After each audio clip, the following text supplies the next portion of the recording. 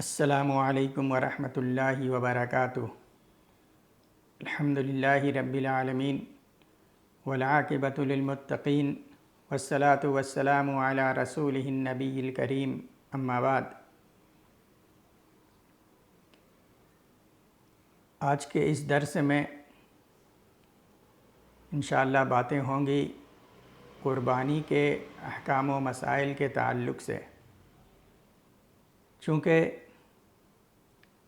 اللہ رب العالمین نے نبی صلی اللہ علیہ وسلم سے اس قربانی کے سلسلے میں یہ حکم دیا کہ فَصَلِّ لِرَبِّكَ وَانْحَرْ، اے نبی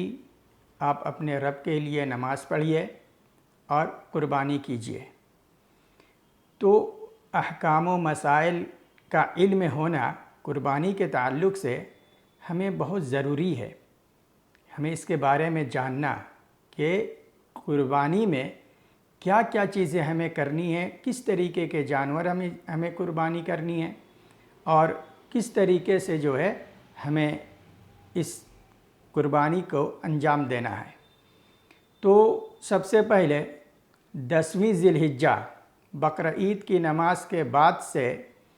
ایام تشریق 13ویں ذی الحجہ تک قربانی کا وقت ہے۔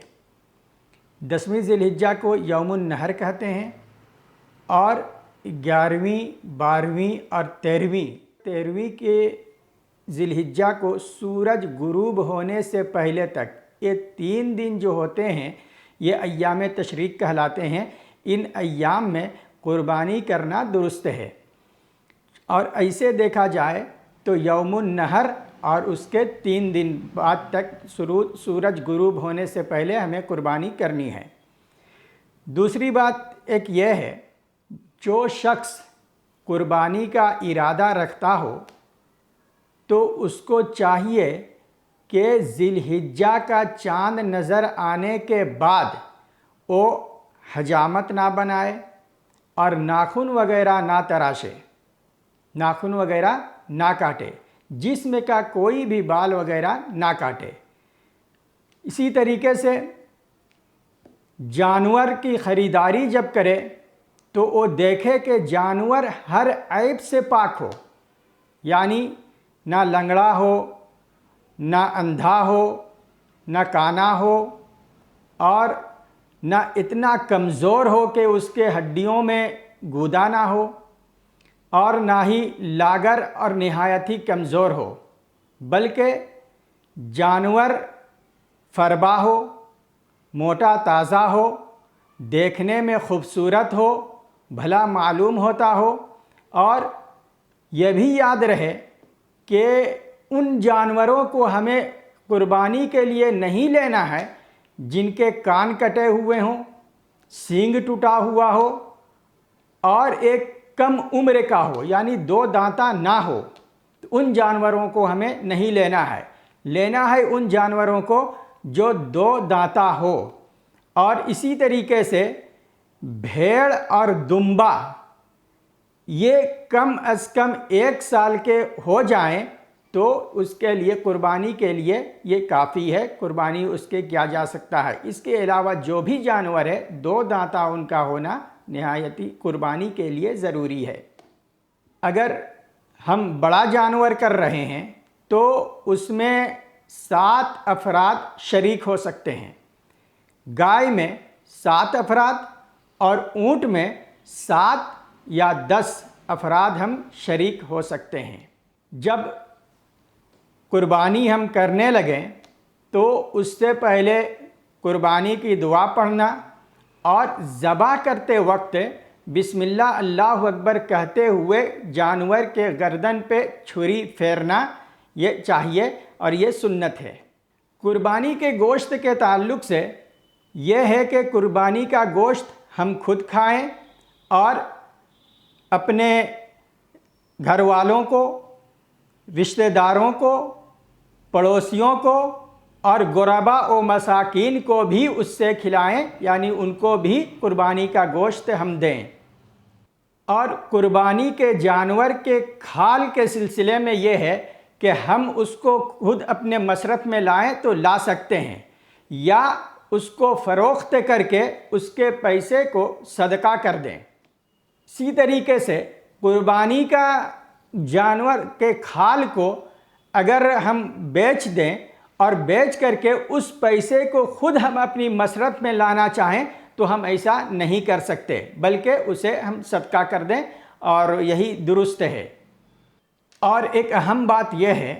قربانی کے تعلق سے کہ قربانی کے جانور گائے میں جیسے 7 افراد شریک ہوتے ہیں، تو 7 حصوں میں سے بعض کو ہم قربانی کے لیے اور کچھ حصے کو ہم عقیقہ کے لیے شامل کر دیں، دونوں ملا دیں۔ یعنی اس طریقے سے مان لیجئے کہ 4 حصہ جو ہے وہ قربانی کا ہو، 3 حصہ عقیقے کا ہو، یا اسی طریقے سے کم بیش ہو دونوں میں، تو یہ جو ہے جائز اور درست نہیں ہے۔ قربانی کے جانور میں جیسے گائے میں 7 افراد شریک ہوتے ہیں، تو ان 7 افراد کو قربانی ہی کرنی ہے۔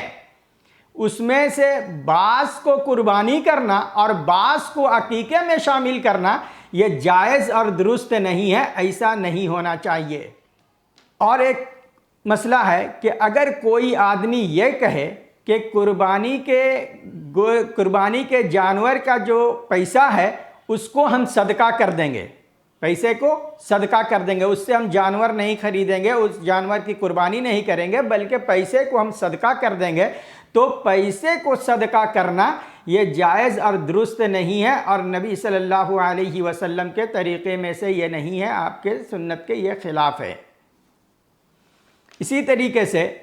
مردے کے نام سے قربانی کرتے ہیں اور